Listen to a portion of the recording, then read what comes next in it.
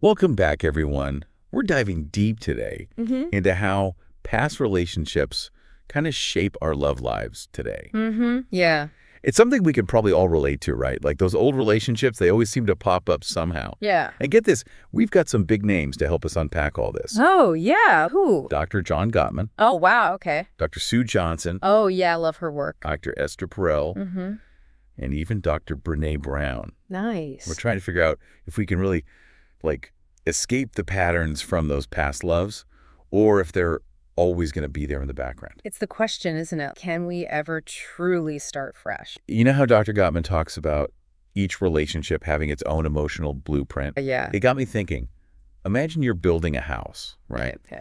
Each relationship, it's like adding a new room or maybe even a whole new floor. But sometimes those additions, they're not built so well. Uh-huh. You might end up with cracks in the foundation. Yeah. And that's going to affect how you build from then on. Oh, I see. Yeah. It makes you wonder. And those cracks, they often come from all the hurt and fears we haven't dealt with from those past relationships. Even though it ended, it left its mark. So you might find yourself maybe, I don't know, feeling distrustful or jealous in a new relationship. Oh, yeah. Even when there's no reason to feel that way. Makes sense. It's like you're putting walls around your heart to protect yourself from getting hurt again. Yeah, totally. I've definitely done that before, haven't you? Oh, yeah, for sure. Ever found yourself holding back because of something that happened before? Maybe afraid to really trust someone new? Yeah, all the time. Or you jump to conclusions because of something an ex did? Yeah. It's easy to let those old hurts color everything. Dr. Sue Johnson, she's the one who developed emotionally focused therapy, right? Yes. She's amazing at unpacking all this emotional baggage stuff. She talks about it being all those unresolved hurts and fears we just carry around, and instead of facing them, we end up putting them on our new partners. Projecting, yeah. We see this all the time in couples therapy. It's like you're seeing ghosts from your past, Hmm. and you react to the ghosts instead of the person right there in front of you. Right. Wow, that's a great way to put it. Now, Dr. Esther Perel, she's written tons about love, right? Yeah. She said something that really stuck with me. When we don't heal from heartbreak, we become prisoners of our past. It's powerful, isn't it? Shows how important it is to really process and heal from those past relationships. So true. If we don't, we can get stuck We can. and miss out on experiencing a new love fully. Yeah. And it can be so subtle, too. It's not always this big dramatic thing. It's the little reactions, the assumptions we make. Oh, yeah. I had a Sure. friend who was dating this new guy. She was so sure he was emotionally unavailable, Oh, no. just like her ex. But she got to know him. She realized he was just shy. Oh, that's good. It took him a while to open up. She was so used to seeing red flags, she almost missed out on a good thing. I've been there. It's like we develop these patterns, and then we see them everywhere, even when they might not be there. That's a good point. So how do we even know when we're doing that? How do we break free and see our partner for who they really are, not who we expect them to be? That's the question. But before we get into that, maybe think about this. Have you ever noticed any recurring themes in your own relationships? Ooh, good one. Any patterns you've repeated, even if you didn't want to? That's what we're diving into next. Mm. Breaking free from those patterns and moving forward in a more positive way. Yeah, stay tuned. So we've been talking about all this baggage from past relationships. Yeah. But I was thinking maybe even those relationships that, didn't work out. Mm-hmm. Maybe they can still teach us things, important things. Oh, absolutely. Even those relationships that we might think of as mistakes or failures, they're full of information. Dr. Brene Brown, she says, real growth comes when we own our story and learn to love ourselves through the whole process, even the messy parts. I love that. It's like every experience is part of the journey. Exactly. But how do we actually start to own our story and figure out those lessons? I think it starts with taking a little time to just reflect. Honestly, not blaming yourself or anything, but just being curious. Like a scientist looking at their data. Okay, I like that. You could ask yourself some questions, like what really worked in that past relationship? What definitely didn't work? Did you feel like your needs were met? Mm-hmm. Or even, did you feel safe enough to even talk about your needs? Yeah. And what did that relationship teach you about what you really want in a partner? It's like taking stock of your emotional toolbox, right? Mm. What tools do you need to build a healthy relationship? And maybe even more important, what tools are you missing? Like maybe you realize that communication was a big struggle in that last relationship. Yeah. That's a huge lesson. It shows you just how important it is to be clear and honest and respectful Yeah, when you're communicating with your partner. exactly. Or maybe you notice that you're always drawn to partners who just weren't emotionally available. Oh, yeah. Big red flag, and now you know to watch out for that. Right. Each relationship gives us clues about ourselves, like how we communicate, our attachment styles, our core needs. Yeah, absolutely. Thinking back, there was this one relationship, and I realized I wasn't setting healthy boundaries Yeah. at all. Oh, no. I kept saying yes to things I didn't even want to do, all to avoid conflict.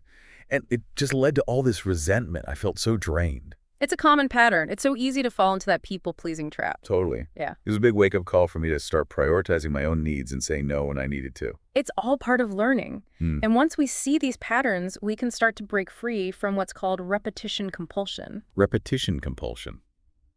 That sounds intense. It is.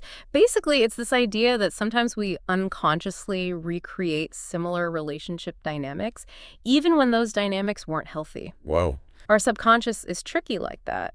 Sometimes it tries to fix past hurts by repeating them, almost like it's giving us another chance to get it right. Hmm. Imagine you burn dinner every time you use the back burner on your stove, right? Okay. But you keep using it. You hope this time it'll be different, but it never is. You're stuck in that pattern. And sometimes it's the same with relationships. We choose partners who remind us of our past, even if those relationships weren't good for us. Oh, wow. That makes so much sense. Like we're drawn to what's familiar, Exactly. even if it's not good for us. I think I've totally done that before. Falling into a similar pattern, even though deep down I knew it wasn't going to end well. It happens. It's human. But the good news is, once we see these patterns, we can change them. It takes effort, but it's possible. The first step is asking ourselves those tough questions. Am I attracted to the same type of person over and over again? Yeah. Am I recreating familiar conflicts? Am I choosing partners who actually meet my needs? Or just fulfilling a familiar, maybe unhealthy dynamic? It's like waking up Yeah. and taking back control. We don't have to be prisoners of our past. We don't. We can break free and make relationships that are actually fulfilling, ones that match our values. Yes, and that's exactly what we're going to talk about next. Some real strategies for breaking those old patterns and building healthier, happier relationships. I'm ready. All right, so we've dug through all that emotional baggage and seen how those echoes of heartbreak can really mess things up. Yeah. And don't forget about that sneaky repetition compulsion, keeping us stuck in the past. But now for the fun part. How do we actually move forward and create those healthy relationships we've been talking about? Exactly. It's great to have all this knowledge, but it's what we do with it that matters. Totally. So what do we do? Our experts have some really practical strategies Okay. for breaking those old patterns. Okay. We're going to focus on two main things today: setting healthy boundaries Okay. and honest communication. Love it. Boundaries and communication, those are the essentials, right? Yeah. Especially when we're trying to break free from the past. So let's start with boundaries. Why are they so important, especially when we might be carrying some hurt from past relationships? They're there to protect us. Emotionally, they help us define what's okay and what's not okay in a relationship. Yeah. Brené Brown, she says something really interesting about boundaries. She talks about how setting boundaries, it's actually an act of self-love. Really? It means having the courage to love ourselves, even when we might disappoint other people. That's a good point. It's so easy to fall into that people-pleasing trap. It is, especially if we've been hurt before. It's like we're so afraid of conflict, so we sacrifice our own needs just to keep things smooth. Yeah, but that's not good for anyone in the long run. It's not sustainable. Healthy boundaries are about honoring ourselves and being clear about our needs in a respectful way. It's not about being controlling or demanding. It's about creating a space where both partners can thrive. Yeah, I get that. But how do we actually set those boundaries? I think that's where a lot of people get stuck. It can feel awkward or even confrontational. It does take practice. Yeah. But here's a good place to start. Identify your non-negotiables. Those values and behaviors that are just essential for you in a relationship. Okay. Your core needs, the things you absolutely won't compromise on. And once you're clear on those, you can start talking to your partner about them. So what would that look like in Yeah. a real situation? Okay, let's say you're dating someone new. Okay. Then they start doing something that triggers a past hurt. Maybe they're always checking your phone or your social media. And that makes you feel insecure because a past partner was controlling. Yeah, I see. That's the perfect time to set a boundary. You could say something like, in a past relationship, this really hurt me. I need to feel trusted. And for me, that means respecting each other's privacy. Being open about why it's important to you, you're setting a clear expectation. I love that. Yeah. It's direct, but kind. You're not attacking them, just letting them know what you need Yeah. to feel safe. Okay, so we've got boundaries. What about honest communication? How does that help us deal with the influence of those past relationships? Dr. Sue Johnson, she has this great quote. She says, being vulnerable is the key to intimacy. If we're hiding parts of ourselves, especially our fears and past hurts, we're preventing real connection. Makes sense. It's like we're putting up walls instead of building bridges. But it can be scary to open up, especially when you've been hurt before. It can. How can we do it in a way that feels safe? Start by choosing the right time and place. Don't try to have this conversation when you're upset or in the middle of an argument. Find a time when you can both be open and really listen to each other. And remember, you don't have to share everything all at once.